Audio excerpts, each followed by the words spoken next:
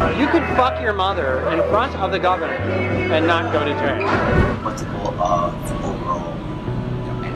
And yeah, for me as an attorney, this is something like that. And I assume you don't go off and tell these conversations to anybody. No. Because this is... No, absolutely. So, no. However, other people can make things happen that you don't need to know about. We talk about lots of things that we don't talk about. You know what? We've been busting people in to deep fucking asshole for 50 years, and we're not going to stop now. This is part 2 of our undercover investigation into the dark, backroom dealings of the Hillary Clinton campaign. Part 1 blew up on social media, with many Americans wondering why the mainstream media wasn't covering the story. In fact, Project Veritas Action had television exclusives lined up around the country. Those television stations spiked the story at the last minute. Our sources tell us the reason they did so was fear of retaliation and retribution from a future Hillary Clinton administration. Truth is dangerous, especially when it challenges those in power. In this video, Democratic operatives tell us how to successfully commit voter fraud on a massive scale. A lot of free union guys, they'll do whatever you want. Yeah. They're rock and roll. So I'm basically Deputy Rapid Response Director for the DNC for all things Trump on the ground. Nobody's really supposed to know about me. You know what I'm saying? We have mentally ill people that we pay to do shit. Make no mistake. This guy named Cesar Vargas is his name. I got a priest to cry on camera once. You know, Brad and Bob and Lux and myself are all part of the old school method where it doesn't matter what the freaking legal and ethics people say. We need to win this motherfucker. So Bob is really good friends with him, and talked to him this afternoon. And they are all in. If we can get 25 grand, they're all in. Our investigators wanted to find out what it would take to get the highest favorable turnout. Democratic politico Scott Fovel was our target, and he was more than willing to lead us through the process of how to rig an election. We did STEM when we were in charge too. So what did we do? We did the exact same thing. Only we manipulated the vote with money and action, not with laws. It's a very easy thing for Republicans to say, well, they're busting people in. Well, you know what? We've been busting people in to deep fucking asshole for 50 years, and we're not going to stop now. We're just going to find a different way to do it. So, I mean, I grew up with that idea. You know, they used to bus people out to Iowa. If we needed people out there, we used to bus people out to Iowa. When we met Scott Fovel, he worked for People for the American Way, an organization funded in large part by George Soros. He now works for Americans United for Change. It's a nonprofit that claims to, quote, move America in a new, better direction, unquote. With guys like Fovel working for them, we wonder what direction that might be. When I do this, I think you're an investigator first. Good. Yeah, work backwards. Yes. Yeah, that's great. I used to do the investigation. Yeah. Different method. I think backwards from how they would prosecute if they could, and then try to build out the method to avoid that. The plan that was discussed was how to bring people from one state into another state to vote illegally. They could invalidate. Well, okay, let's just say in theory, if a major investigation came up of major vote fraud that way, how would they prove it and who would they charge? Are they going to charge each individual? Oh, sorry. Are they going to charge each individual with voter fraud? See, that's what I'm saying. Are they going to go after the facilitator for conspiracy, which they could prove?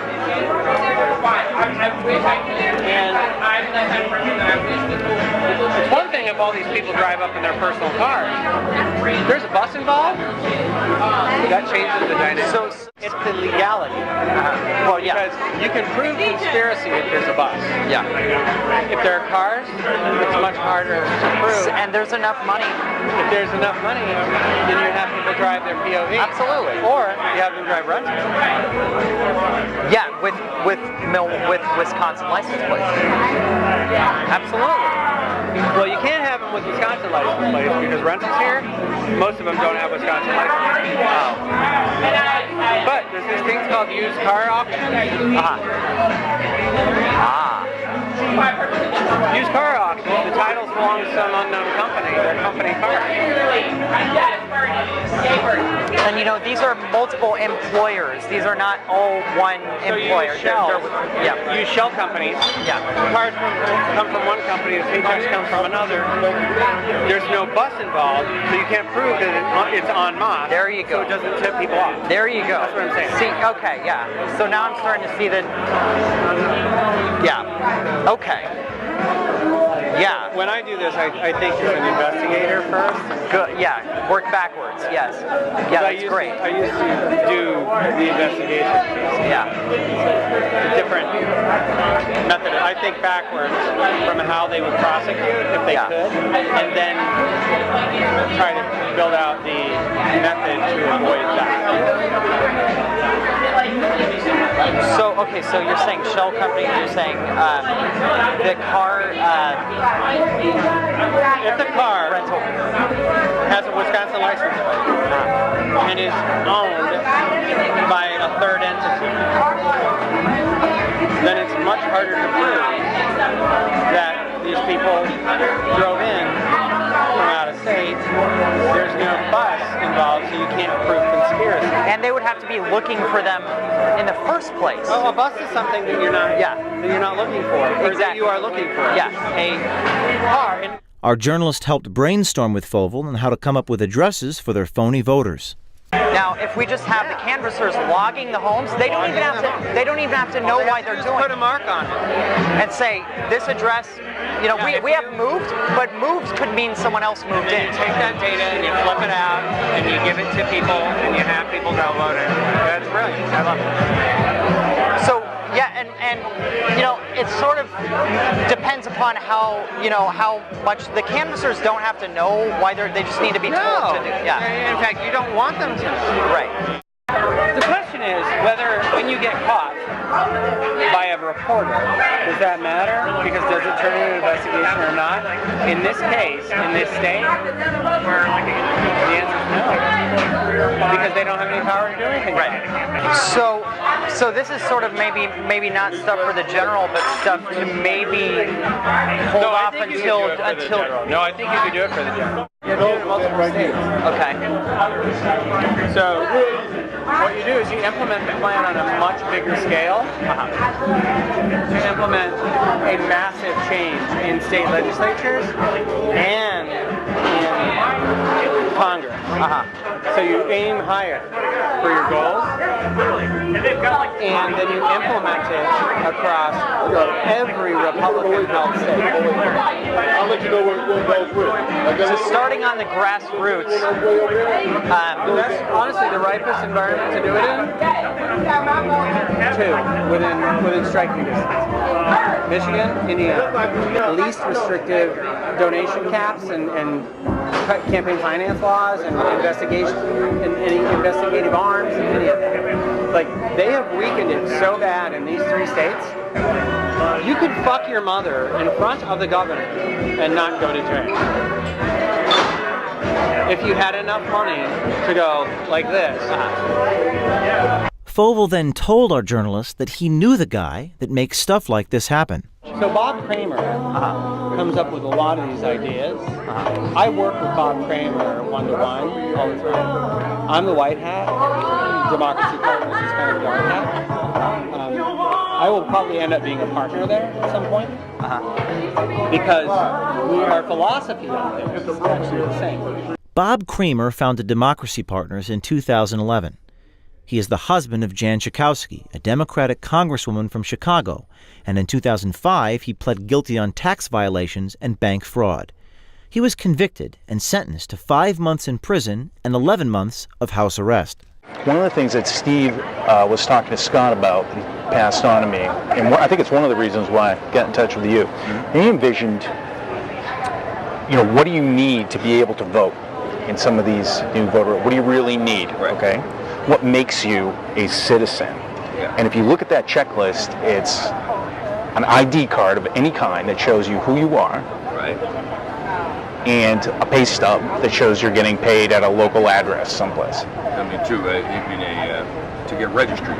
Yeah, Yeah. to get registered. Yeah. So you go in and register. If you have those two things, you're registered to vote. Yeah. So if you, let's say I had a business inside of, say, Illinois or Michigan, and I hired people and I had addresses for them, I could write them checks for those. I could use them as day laborers or whatever and use them and find my way around the voter registration laws for Hispanics. That's one thing. I'm actually, that idea, when he gave it to me, I was like, that sounds like something, we could register huge numbers of people that way. Well, that kind of thing kind of stuck in my craw when he mentioned it to me. All right, let me, on that front, I'm going to write down these options. Let me see if I can chat with the people who are most involved in Hispanic voter registration. Okay.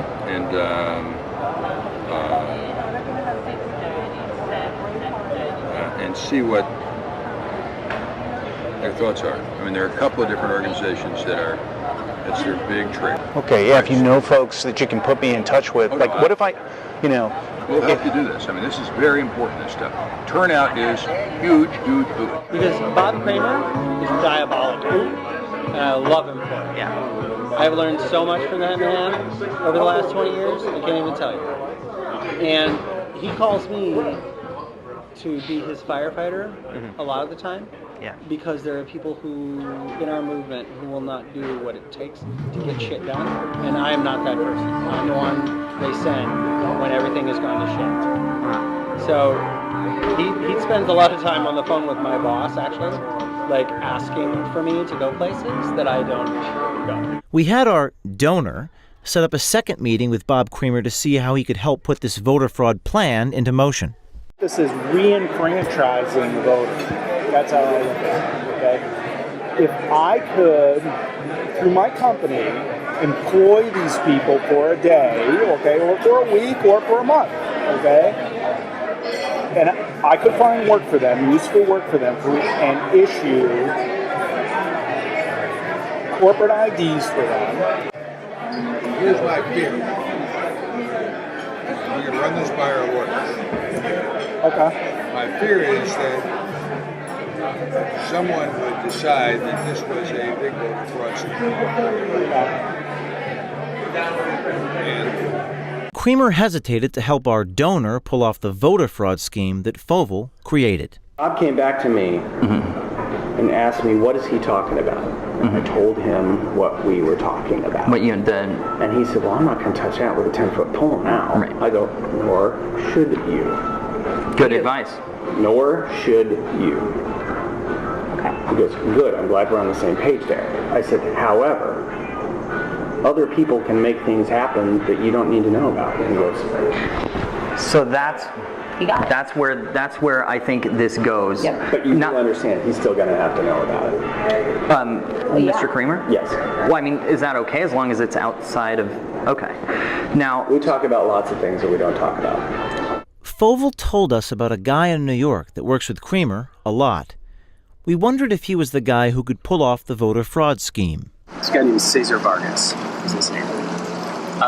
So Bob is really good friends with him and talked to him this afternoon. Vargas is an interesting character. He is the co-founder of the Dream Action Coalition, a New York lawyer and a dreamer himself. Born in Mexico, Vargas is an undocumented alien. What he was in a sense, was transforming was that this idea, and Scott made it seem possible, but said it wasn't possible to the but I even know it was actually possible, is, essentially getting a bunch of people, on a bus or whatever, taking them around the country. They legally can vote, so they can vote. At the same time, they're also getting work permits under a different name and voting again on behalf of people who cannot vote. Right. Yeah, I was to say, can we make some of, especially within midterm elections in 2018? No, this is not going to happen. right? I know that. And dynamic. So I think it's not about, for us, let's see who the next president is. You know, if it's Donald Trump, it even makes more sense. The issue would be even more credible and much more opportunity for us to jump into this. Right. If it's Secretary Clinton, the voting ID laws are loosened, and we have much more opportunity for people to vote, and we have immigration reform, it's not going to be as significant, right? If we cross the bridge, you know, can I count on you know, possibly help us do that? Yeah, no, absolutely. You know, count me in. You don't go off and tell these conversations to anybody. No. Because this is no, absolutely. As an activist, do we want to do this? Do we want to take a chance? Let's talk about it. We have to do a better job of making our people do what they're supposed to do. Not asking them, making them, not expecting them and taking them for granted, but beating the shit out of them and making them do it. Like voters. Yeah. America, our series of videos from this investigation will continue up until the election. People ask me, James, what can I do? Here's what you can do.